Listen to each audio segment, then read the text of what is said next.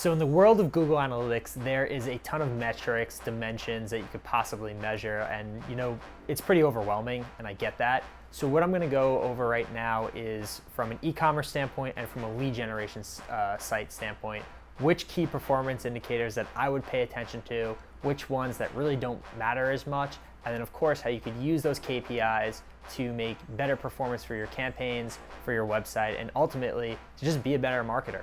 All this coming up right now. All right, so let's get right into it. The KPIs that are most important in Google Analytics, and really it depends on the site you're running. So in this video, this is going to be the e-commerce edition, and what I wanted to start out by looking is I want to get a lay of the land in terms of what's going on my e-commerce site. So the best way to do that is to go to acquisition, all traffic, and channels, because I want to see how all my channels are working and what impact they're having.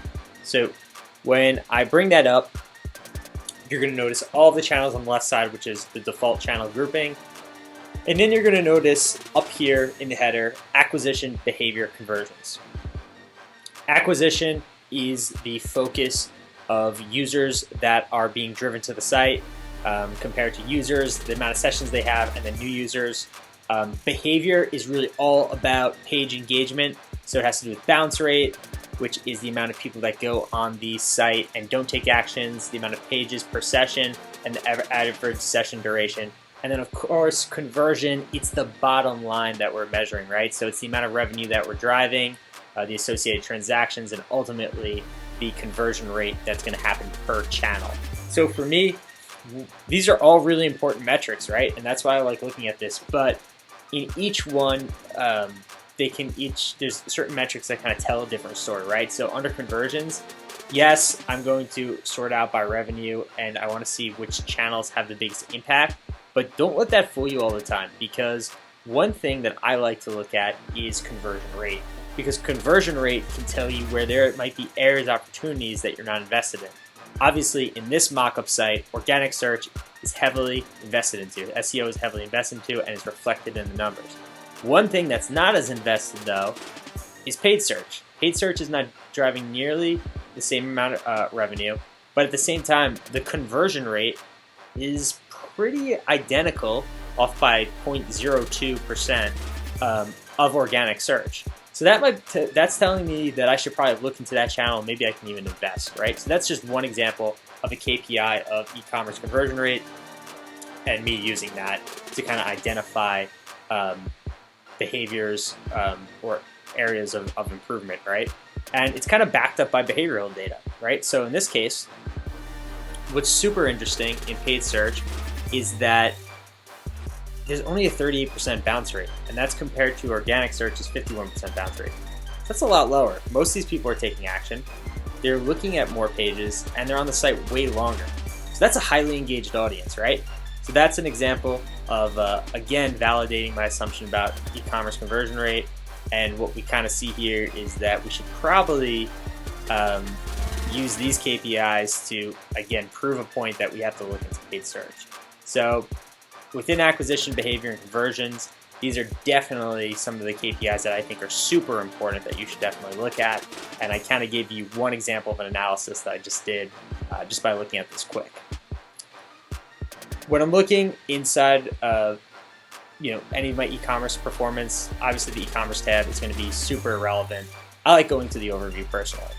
And what I like looking at is two pieces here. Within transaction and revenue conversion rate, I look at e-commerce conversion rate and average order value. Those are both great KPIs because they're something that we can optimize against. If we can bring this to let's say 20%, it's a decent increase, and that means by default our revenue is going to increase because our transactions are going to increase, right? That's why I really like the KPI of conversion rate, and that's an obvious one across the board. And the other one is average order volume. If we can increase the average order volume, we can get the same amount of transactions every month, but we're going to be driving more revenue because we're bundling products together, we're selling more, which is that's a win for the company. So that's again another example of a KPI that I really love to use. So let's see, another one that I like to look at is checkout behavior. because checkout behavior is really interesting key performance indicator, because it's another area where we as marketers can improve the experience to increase conversion rate. So when I'm going into e-commerce and then checkout behavior, this is the dashboard that I get. And what's really interesting about this chart is that it shows us the drop-off rate. So it's the amount of people that leave before actually taking a transaction. So in this case, we're losing 65% of all visitors when they're in the billing and shipping drop-off stage. We're then losing an additional 86% of users on the payment page. And then finally, reviews, we're losing 97%.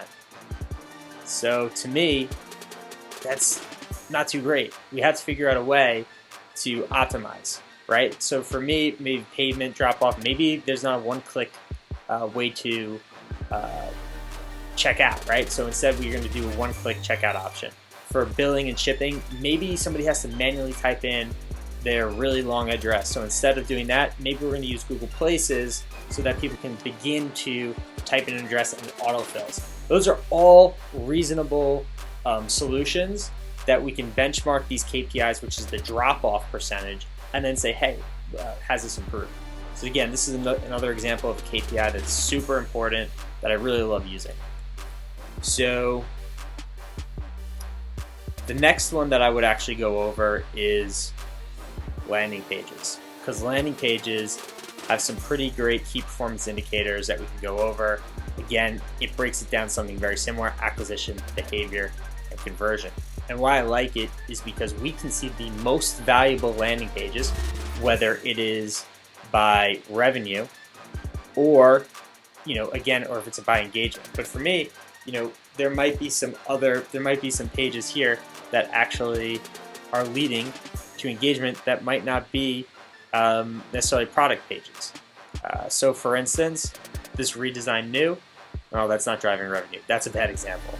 But a lot of times what you'll find is if you write blog posts, and again, this is a mock-up site, so I didn't want to use a real site in this demo, but you'll actually see blog posts here, and then you can see the amount of revenue that was attributed to that blog post. So this is actually a super powerful way to look at all your landing pages and attribute revenue, or at the very least, you can even look at like average session duration, for instance, and you can see if they're actually reading it, right?